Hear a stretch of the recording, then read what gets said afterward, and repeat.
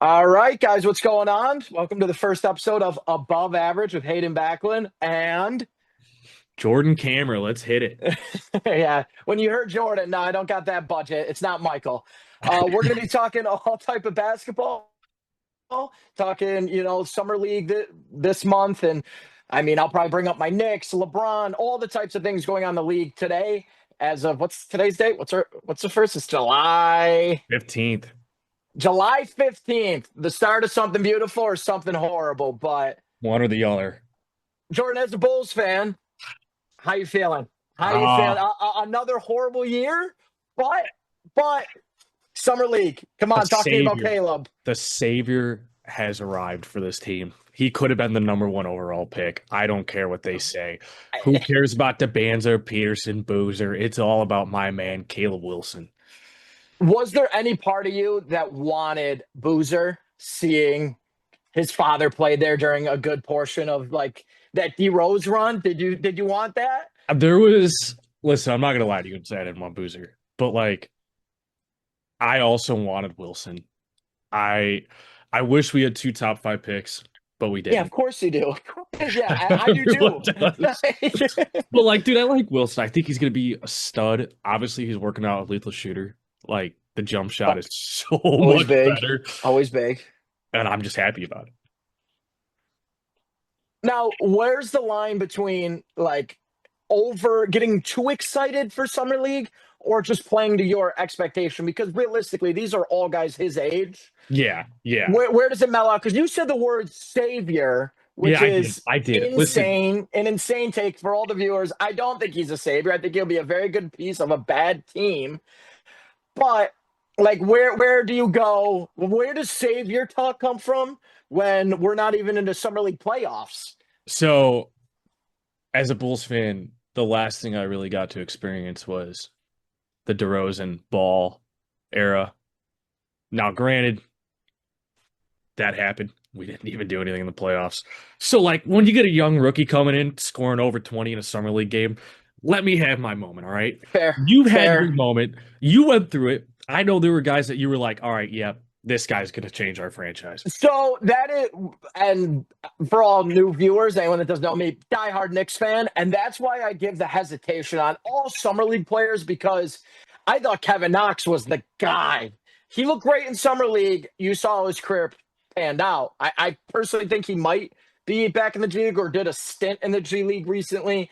So with that being said, it's always this is what you want to see. Yep. You don't like you. In the same token, you can't just go, well, it's only summer league if he's playing horrible. Like he's Yeah. doing what he's supposed to, Yep. but like He's going to I look. be, his first year is going to be a 15-8 type of guy, I think. He's not shooting for 25, 20. If he does, I'm not going to complain. I just think that there's too much on this Bulls team. Norman's a scorer. Modest is a scorer. Claxton. Ah, I'm here. Camera fell. Episode one, we already got shit going on. Yeah, no. Oh, buff. Continue. Claxton's a guy. I mean, Patrick Williams is on the bench as a Bulls fan. We did our charity Where write-off. where do you think he fits in with? Where do you think he fits in with Claxton? Being the rim protector, him being a four. Giddy's going to run the offense. Powell will be probably your ball scorer. I don't see him as like a stretch four, but I don't also see him as like an elite post up player. So I'm very curious to see how he fits into the offense. I am too. I think the one thing that gets me excited is that our drafting is terrible. Like, we do not draft well. I think Mhm, we are in the bottom of the league when it comes to drafting and development. mhm. I do think if Caleb can fit into that four spot and we can move Buzelis down to the three, we might have a little offense Isn't here. Buzelis like a 7-footer now though? That's Essengay. Like didn't I Essengay? Essengay, he went from Excuse like me, six Essengay. eight to like 6'11", 7 foot.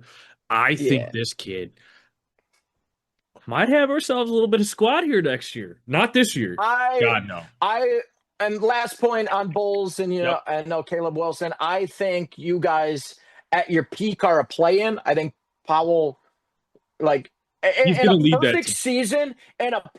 season, for the Bulls, it is what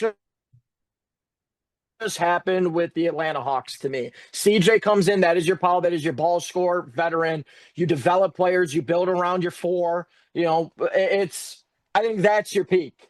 Yep. Now, the floor is always the floor with the Bulls. And you talked about drafting bad. It might be a little bit of a hot take, and maybe some of viewers will agree with this, but I'm starting to believe in the NBA, drafting is overrated. Yeah. And the reason being is, you look at the Knicks, won a championship, not a singular guy on that team outside of Mitch, who was years ago. You know, Mitch and Deuce McBride are the only drafted pieces. You know, you really start looking around at all these teams that have hit on incredible talent. Like, we can say the Thunder, you know, like Jade and Chet. The MVP was from a trade. Yep.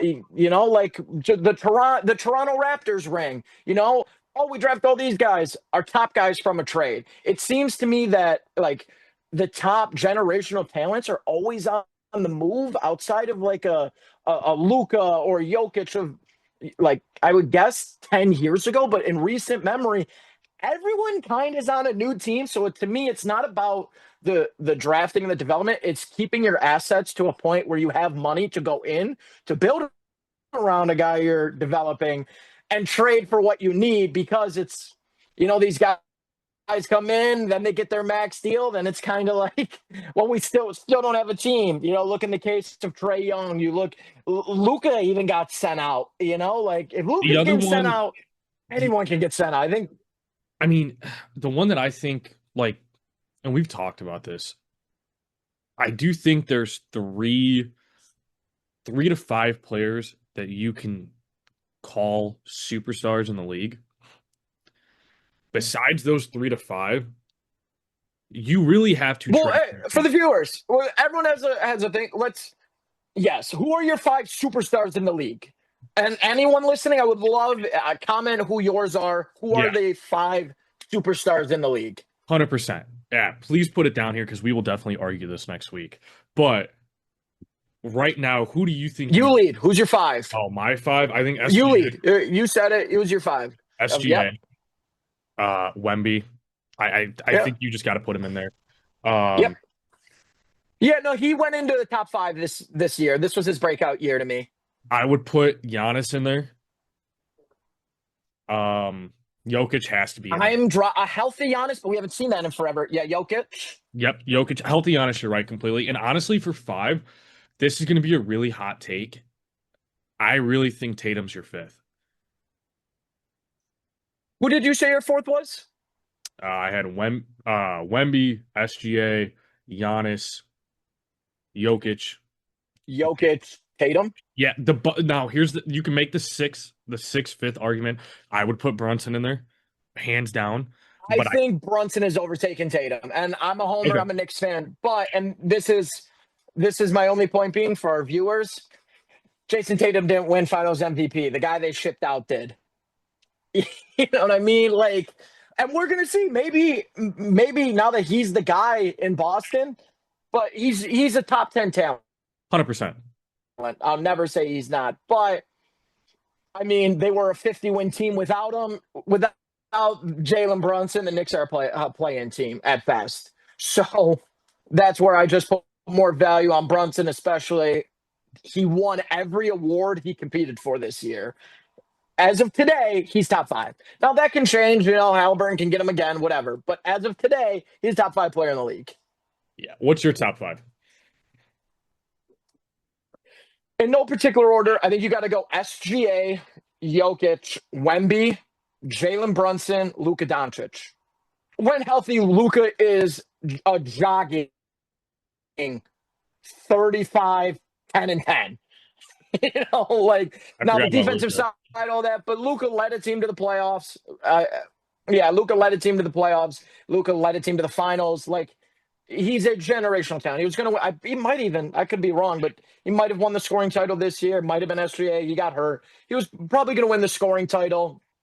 I think the Lakers will be much better moving LeBron out, moving assets in, and I'm talking the financial side of, like, spreading the money all across. I know they don't hold a first round pick for till 2022, which good job, Blinka.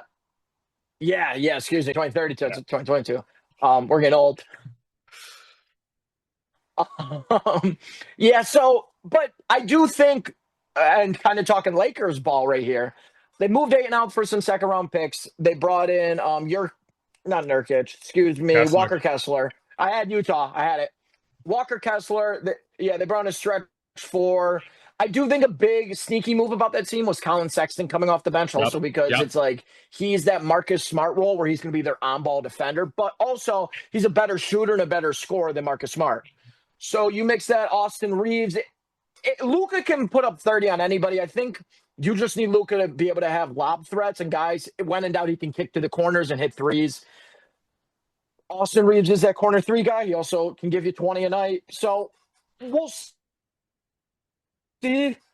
I don't think they have the team to beat the Thunder, or you know what I mean. Like I think a good matchup I'd love to see them is them versus Denver because it's just two European players Two that European run their style teams. basketball. That's just But the thing with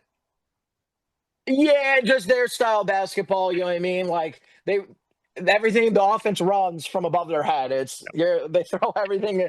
It's like they're playing water polo. But the thing is, and I've seen it with like Damian Lillard and Luka has this, and certain guys, Brunson has it. Luka has this where there's not a team in the league where I go, okay, if Luka is hot like he can get, they're still gonna win. No, Luka can beat anybody. Yep. He's just that scoring ability, that playmaking ability. It's the defensive end. It's the effort. It's the rotations where he lacks. But I mean, if he doesn't, how long does he sign for? Does Luka just say, "Hey, you know what? I didn't want to be here. Appreciate it. Bye." Like that's still in play. So that's a very exciting point to see this year. It is. Speaking of signing and all the other stuff, and the Lakers, where do you think Bron's going? Ron. So, all right. And now when this is recorded, maybe he signs. I personally think he's going to announce where he signed at Fanatics Fest. I think everything he does is a business. The league is a business. I mean, this is the guy that did the decision. This is the guy that got his kid a guaranteed contract. Yeah, that was a good play. He got his kid 2-year guaranteed. I honestly think they announced he has a camera crew for some documentary. Like, that's fine. I think a perfect story for it to go is Cleveland. Where I think he wants to go is Golden State. Reason being is the problem with Cleveland, in my opinion, and I said this to you privately. Perk made a good point. I was like, he's completely right, and I saw it in the playoffs. They have the skill, they have the players. You know, they have the lob threat, defensive player of the year in Mobley, Jared Allen, James Harden is still an incredible playmaker. Donovan Hasn't Mitchell re-signed is yet, though. as much of a bucket as anyone in the league. Mitchell? No, Harden has not Are you re-signed yet. talking Mitchell or Harden? Harden. Yeah, I think he's resigning. I don't think they trade Garland, and if there wasn't already an agreement, I think he'll resign. With that being said, they're not a championship mindset team, and LeBron does not have time to wait. You know what I mean? Like when they gave up against the Knicks down 10 with like I think a minute and some change left, LeBron's what 42, 43. I don't think, and he shouldn't be expected to go in and have to change the culture of a team in a year. You know, like I just don't. I just don't think he wants to go in there and say, okay, these guys don't know what it takes to win. Let me teach them. And arguably could be his last year. Now, with that being said, you go across the coast. You're in Cali. You've already lived in Cali for years. The weather's better. I mean, as everyone gets older, you don't want to be in the snow. I think, but you grew up there, I understand, but you don't want to be out in Cleveland weather. It's a proven coach that he just spent all that time with Team USA last summer. It's Steph Curry, his kryptonite. Draymond, his like loyal follower. We all, Draymond's takes is yes, my tribal chief to anything LeBron says. You mix that with if Porzingis is there, maybe Butler gets sent out, maybe AD he comes in, but I think the best fit for him, the best storybook is Cleveland, retire where you started. I get it. The best fit is Golden State. I think it's Golden State. That's my final take. I don't think he goes. I don't think he goes to Golden State. I actually think if he were to go, I would love him to go to Cleveland. Just wrap it up, call it a career. See ya. Done with the LeBron chapter. Hot take. I think he goes back to Miami. The reason I'll disagree on the Miami point is they have no guard play. Really, they just trade. The Miami trade is very similar to me when the Knicks traded for Melo. We got Melo from Denver, but we gave up everything. Yep. We still had a stat, like we had pieces, but Gallinari went, like it really hurt the depth of the team. I don't think LeBron fits that team well. Also, he had problems in Miami, with upper management. Things are probably fixed. I get it. But it's like, dude, you want to deal with Miami Heat culture where they're weighing in to see your body fat at 43? You know what I mean? 41. Like, he's 41, done it. actually. I don't. Is he 41? Yeah. All right. Well, my bad. 2 years. Whoop-de-doo. Yeah, I think he's done it, but I don't like. Yeah, right. It's just realistically, I don't think the spacing on that team is good. LeBron is not I wouldn't say he's a Klay Thompson in 3-point range on a stretch. He's no Tom. You don't leave him open. But I think this league is built around shooting, and I don't think if you add LeBron, you have the shooting that it takes to make it to an NBA Finals and win, where if you go to Golden State, you do. All right. Let's switch gears for a second. Right? Like, right? I'm going to give you your win. I'm going to give you your win. If he goes to Golden State, Sure. Backlund gets a tally in his corner on hot takes. If Caleb Wilson turns out to be sir. a complete Yes, stud, sir. I'll take my tally too. Let's go. Knicks win the finals. It happens. You get your Christmas in June. Hell, you probably get the Christmas for the rest of your life. Beautiful. Yeah, no. Walk us through. I mean, it's funny. Well, it right now they got all those Canadian fires. By me, and there's smoke. And I always said, like, the world would end when the Knicks won a championship. And I think it caught up to me. I looked outside today and it's Armageddon. I was like, fair trade. Yeah, one of the greatest final runs ever. And, a lot of things have to go your way to win a championship, and a lot of things fell the Knicks' way. Like, honest to God, who knows how many games we would have went with the Celtics? I think we would have beaten them, but I don't think we were sweeping them. Philadelphia coming back 3-1. You can ask for more. It's a perfect scenario if you're the Knicks. We sat at home.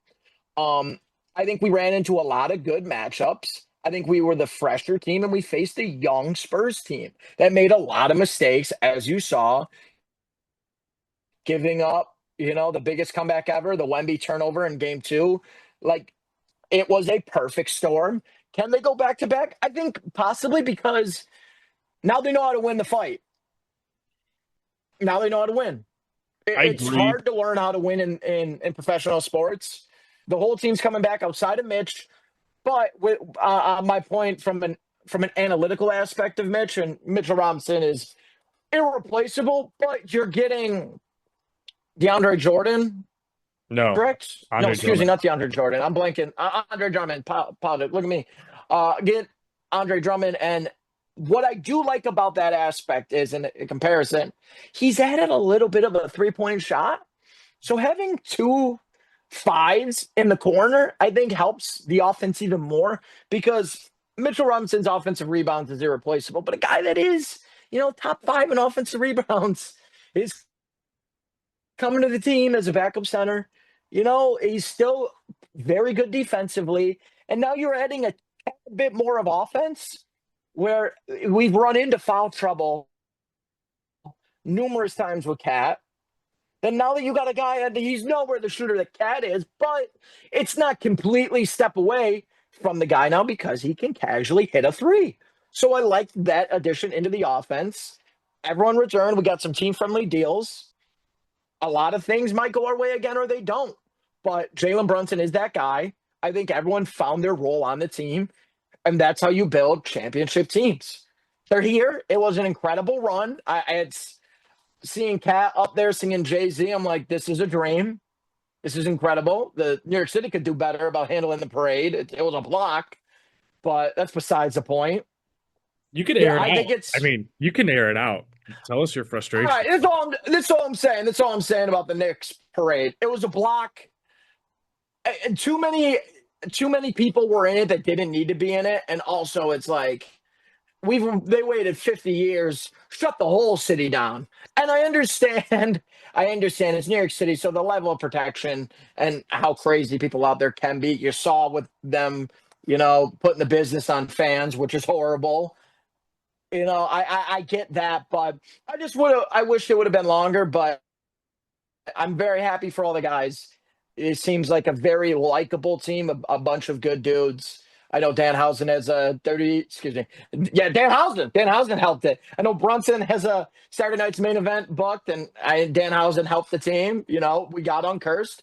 Shout So, out. yeah, going forward, I do hate the way the salary cap is set up in the league, that we had to, move on from Mitch. That sucks. Not a fan of that. But the starting five is returning. That's all you can ask for as a championship level team. People got paid. Mitchell Robinson went and got paid. Congrats to him. Patrick Ewing went and became an assistant coach for the Wizards. That's all you can ask for. They have a ring. On to the next one. All right. So, as we kind of wind this down a little bit, as this is the above average podcast, give me a player that you believe is above average that has played or is in the league. That is playing or in the league today? Yeah. That is either Or played has in the played past or is in the league now. Yep.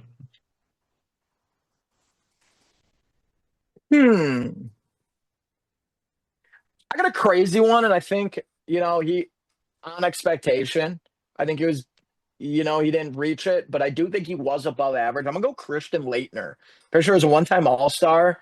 One of the, one of the first kind of, in my opinion, just I wouldn't say a stretch four because I know he wasn't smacking threes, but like I'm not there to, to block shots. I'm there to catch and shoot the ball. Of course, coming out of Duke, he had all that. I hate Christian Leitner, but anytime you can be in the league for as long as he was, he made an all-star team. I mean, he's the worst player on the dream team, so that's got to count for something. Got to count for Shout something. out, hey, I hate Christian Leitner. That's my above average player. Okay. Hot take for mine. You might disagree with it. Guys had some incredible moments. I'm going to nominate my Chicago Bull, the Taj Mahal, Taj Gibson. What I love about Taj is he's still in the league. Yep. And quick point about Taj, and one of the last things I'm going to say, the league has moved away from veterans. A lot of these teams are just kids leading kids.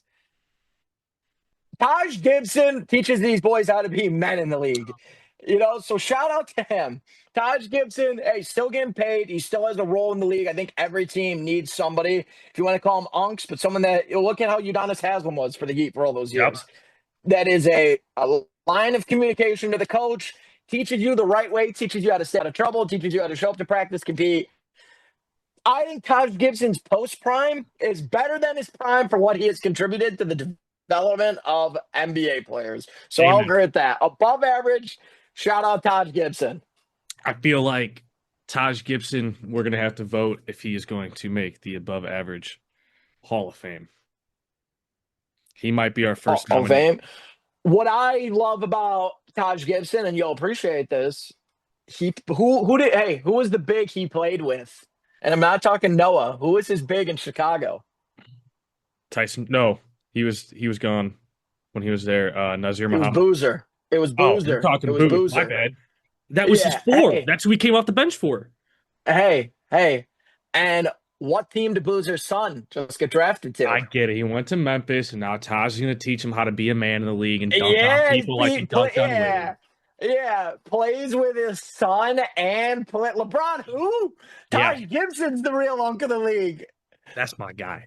Hey, No, never we love forget though. Taj Gibson. Never forget the greatest dunk in Bulls history. Could be top 5 in the league ever. Taj Gibson gave Dwayne Wade the business. Dude, sadly, I think the greatest dunk in Bulls history is when Pippen absolutely caught a body on Patrick Ewing. That still hurts. You know what We, else probably hurts too? When Giannis jumped over homeboy. Lee, all right, we're talking Bulls. All right, enough. We don't got to talk into when he jumped over. I was it Tim Hardaway? Was Tim Hardaway. Last point, we'll close the show. Greatest moment in Tim Hardaway's career is when he didn't guard the guy in the corner. The ref fell, and he called him safe. Hall of Fame moment. Tim Hardaway But might all get right, guys. nominated. Hey, if you tuned in, yeah, hey, sneaky. He's down in Sneaky. Miami. If you guys tuned in, we appreciate it. We're gonna have fun here. So if you guys, want to send anything in, any questions, any lists, this hopefully started something good. So thank you for tuning in. We're not the worst. We're not the best. We're just above average. So thank you guys. See you, boys.